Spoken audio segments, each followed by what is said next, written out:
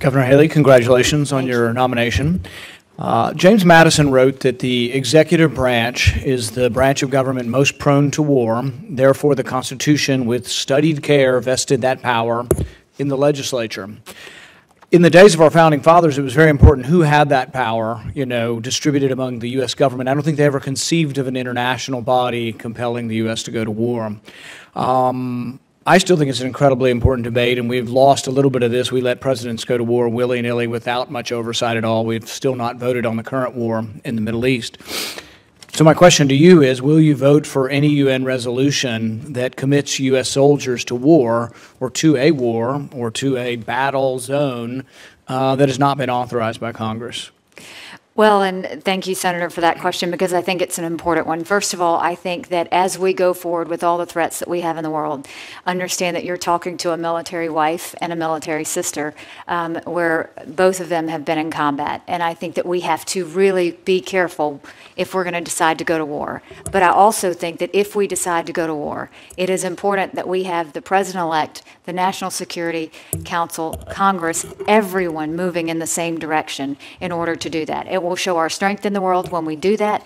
It will also give confidence to those military families that everyone is in agreement that we're doing the right thing. And so I think it's in the best interest of us, regardless of partisanship or anything else, to make sure that we all stand in agreement if we decide to show military influence. I agree with the sentiment. I'm not sure if we got to the specifics of would you vote for a resolution to send our soldiers, a UN resolution, to a war that hadn't been authorized by the U.S.?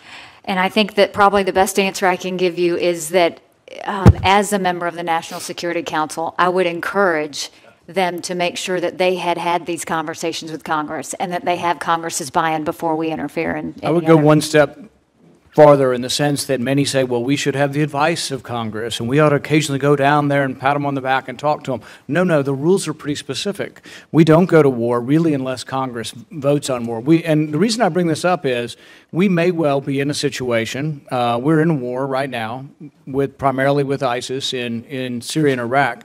That war has not been authorized. We've had no vote here on whether or not we should be involved in that war. Some try to stretch a resolution that said we could go after those who attacked us on 9/11. ISIS did not attack us on 9/11. They're not related in any way to anybody who attacked us on 9/11. Right. So we have had no vote, and one generation shouldn't bind another generation to war. But that well could come before you. Right now we're at war. You could say, well, we're already at war. We can send people there in the UN banner. Well, you shouldn't. I mean, we should say to you, you should not vote for that. You should come back to us and say, I'll vote for it gladly after Congress does their job and authorizes. But no U.S. soldier should ever fight under any international banner without a vote here by Congress. And I can't state that strong enough because that is a check. That is a check and a balance to try to prevent unnecessary war. There's a bill floating around to try to withhold UN dues until the vote on the UN on Israel settlements is reversed. Without asking you specifically on that, what do you think of the concept of withholding UN dues based on UN behavior? Well, Senator, I don't believe in the slash and burn approach. As a governor, you could never do that. That's not effective. I know many legislators will put bills out of frustration, and I absolutely understand the frustration over Resolution 2334. But I think it's important that we are strategic in the way that we hold dues. So, yes, I do see a place where you can hold dues. I do think it needs to be strategic in nature. I would want to use Congress as my heavy and leverage in terms of doing that so that I could get members of the council to do the things that we needed to do. But yes, I do think there are times where you can withhold dues. I don't think you should slash and cut across the board because I don't think that will accomplish the goal.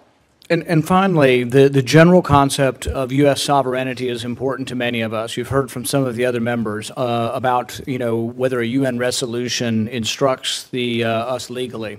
And I would say only if approved by Congress, that really there is no supersedence of UN resolutions over U.S. law. And I think that's important because we can go to war through the UN, but we can do a lot of things through the UN that really need to be approved by Congress, not as a consultation, not as hey, here's what we're doing, guys. No, it's coming to us and asking permission because we are directly responsible to the people as well. And it is a check and balance. And I hope as you become the UN ambassador, and I will support you, but as you become the UN ambassador, I hope you will consider that, and that some of these questions aren't, simple questions, but they're incredibly profound questions. And whether or not when we go to war and when we don't go to war, as you know, you have family members that will fight in these wars. War's the last resort, so we don't want to make it easy. None of the founding fathers didn't want to make it easy to go to war. They wanted to make it difficult. And then we go through consensus. But we don't go through consensus if the UN takes us to war. And I have a great deal of sympathy. There's a young man who is currently suing the U.S. military, saying it's an unlawful order for him to take an order from the United Nations because it's a war that's not, or a war that's not been authorized here. And I have some sympathy for that. So I hope you'll continue to ponder that and how important it is that we maintain the checks and balances of how we go to war. And I strongly believe of the importance of, should I be confirmed, the UN always working with Congress, and Congress always having that sort of element to be able to make those decisions as we go forward. Thank you.